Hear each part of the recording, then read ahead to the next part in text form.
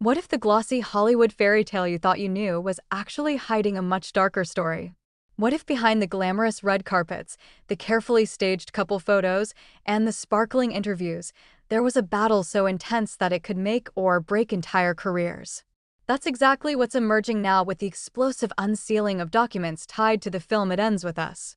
At the center of the chaos? Blake Lively, Ryan Reynolds, and director Justin Baldoni. What was supposed to be a prestige adaptation of a best-selling novel quickly spiraled into a war of leaked texts, secret PR strategies, backroom deals, and allegations so shocking that Hollywood insiders are still reeling. And the wildest part?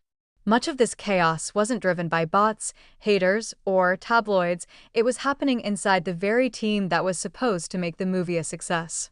Late one evening, the court quietly released a massive stack of previously sealed files, and what those documents revealed has sent shockwaves across the industry. Blake Lively's attorney, Michael Gotadal, dropped a flood of communications, texts, and contracts onto the court docket, providing a rare and raw look into how messy things really got. Suddenly, the polished Hollywood narrative about creative disagreements looked more like a full-blown power struggle fueled by manipulation, paranoia, and control. The documents pulled the curtain back on conversations between attorneys, PR teams, and even celebrity friends, exposing that the official story fans had been told barely scratched the surface. Instead, what emerged was a clear pattern, a project in chaos, where reputations were treated like weapons and careers were dangling by a thread. One of the biggest revelations from these files was just how much control Blake Lively managed to secure for herself during the production. In November 2023, she signed a document designed to protect her return to work, but in practice, it gave her sweeping influence over the film. This left director Justin Baldoni in an impossible position. In private texts to his friends, he confessed that he felt like the ship he was captaining had been hijacked, that every move he made could be twisted and turned against him. She used the letter to gain power over the whole production, he wrote, admitting he was terrified of saying the wrong thing because Blake could spin it in her favor. That's not the picture fans had in mind when they thought of Blake as the romantic lead in a tear-jerking adaptation. Behind the scenes, she was negotiating like a corporate heavyweight, seizing control of a story that was supposed to be Justin's vision. While Blake was tightening her grip on the production, something very different was happening online, and it wasn't scripted by her PR team. When the first wave of promotional material for the film hit, fans were outraged. Instead of treating a story about domestic violence with gravity, Blake and Ryan marketed it like a breezy summer rom-com, complete with floral dresses and lighthearted interviews. TikTok lit up with videos calling the campaign tone-deaf, dismissive, even dangerous. And this wasn't the work of hired bots or coordinated smear tactics. PR insiders admitted the outrage was genuine, fueled by real people who felt betrayed by how the film's heavy themes were being trivialized. Within days, the backlash grew so massive that it became a viral storm, leaving Blake scrambling to control a narrative that was no longer hers to shape. Just when the promo crisis was spiraling, another blow landed. Journalist Shasti Flaw quietly released an unearthed interview that showed Blake outright dismissing a serious question about domestic violence.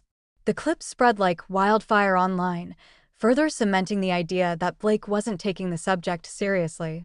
What made it even more damaging was the perception that this release felt organic, almost like a truth bomb dropped into a space where survivors and critics felt safe to voice their concerns. For journalists, releasing such material is risky. It can strain relationships with publicists and cut off access. But this interview proved too damning to stay hidden. And with that single release, Blake's already fragile credibility with audiences began to collapse, feeding a cycle of outrage that no crisis PR strategy could fully contain.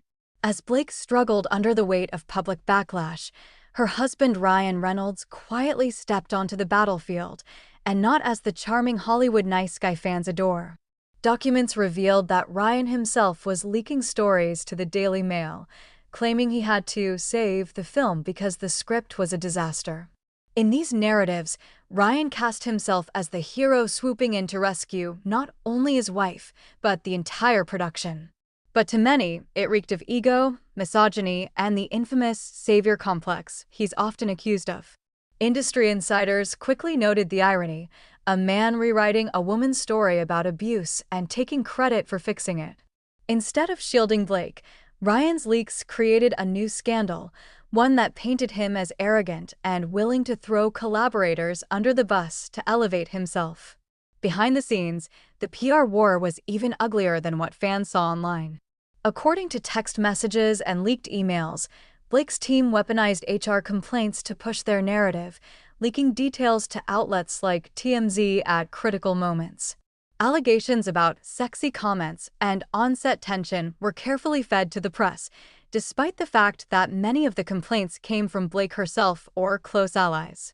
For Justin Baldoni and his studio, Wayfarer, this was devastating. They couldn't get ahead of the story without looking defensive, yet every silence allowed Blake's version of events to dominate headlines. It became a brutal chess game where reputations were sacrificed like pawns, and no move felt safe. Perhaps the most staggering revelation was financial. To combat the relentless narrative war, Justin and Wayfarer reportedly spent a jaw-dropping $9 million on PR and crisis management. $9 million, not on reshoots, not on promotion, but on defending themselves against leaks, accusations, and the steady drip of bad press. That figure shows just how high the stakes were. When reputations in Hollywood are under attack, entire fortunes are burned to preserve credibility. But it also raises a haunting question.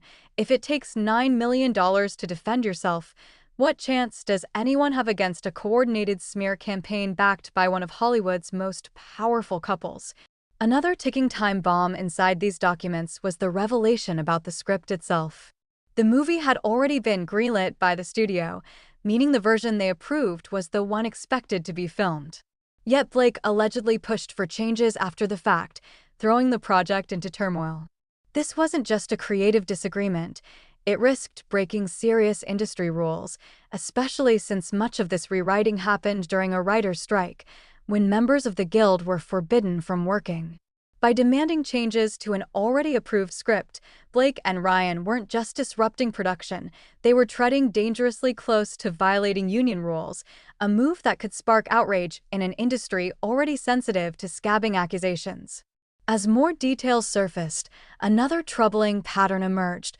Moments that seemed innocent on set were allegedly twisted into ammunition. Something as simple as a director suggesting a jacket be removed for continuity was reframed as a sexy comment and escalated into a formal complaint. These instances weren't isolated. They created a broader picture of how HR channels were allegedly used to build a case against Justin, a case that would ultimately justify Blake's increasing control over the project. For many observers, it looked less like a woman protecting herself and more like a strategic play to seize power, raising uncomfortable questions about how harassment claims can be leveraged in Hollywood's brutal power games. Meanwhile, outside the courtroom and away from the PR meetings, fans were doing their own digging. TikTok became a hub for amateur investigators dissecting Blake's interviews, comparing her dismissive reactions, and building a case that she was out of touch with the film's subject matter. Survivors of domestic violence weighed in, saying her tone felt cold and insensitive. This grassroots criticism struck a deeper chord than any tabloid headline. It wasn't about PR spin, it was about real people feeling ignored and disrespected. And once fans turned against her, the machine that had once fueled her career now worked against her, amplifying every misstep into viral condemnation. At its core, this entire saga became a war for control of the narrative. Blake and Ryan framed themselves as the saviors of a troubled production, while Justin and his allies tried desperately to show that the chaos wasn't their fault. But in Hollywood, perception often matters more than truth, and the couple's relentless leaks, combined with their celebrity power, ensured their version of events dominated. Every move Justin made was second-guessed, every silence filled with speculation, while Blake and Ryan leveraged their star power to stay ahead. It was a reminder that in the entertainment industry, stories aren't just told on screen, they're fought over in the press, in courtrooms, and in carefully curated leaks to the media. Stepping back, this scandal reveals something much larger about Hollywood. It shows how allegations, whether valid or exaggerated, can be weaponized to secure control. It highlights how PR strategies are just as important as scripts, how marketing missteps can ignite online fury, and how even A-list reputations can be shattered in weeks. But most disturbingly, it blurs the line between victimhood and strategy. Were these claims about harassment and safety about genuine concerns, or were they bargaining chips in a ruthless power play? When the same people pushing for accountability also seize control of scripts, editing, and PR, it raises the unsettling possibility that Hollywood's biggest scandals aren't always about truth. They're about who tells the story first and loudest.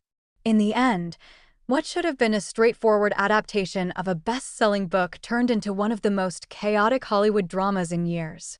The Unsealed documents paint a picture of a production hijacked by power struggles, reputations shredded by leaks, and millions spent just to survive the storm. Fans who once lined up for romantic fairy tales from Blake and Ryan are now left asking, was this really about protecting victims, or was it about power, ego, and control? If Hollywood's golden couple can play the game this ruthlessly, what other stories are being twisted behind closed doors? That's a question only time and maybe the next Unsealed document can answer.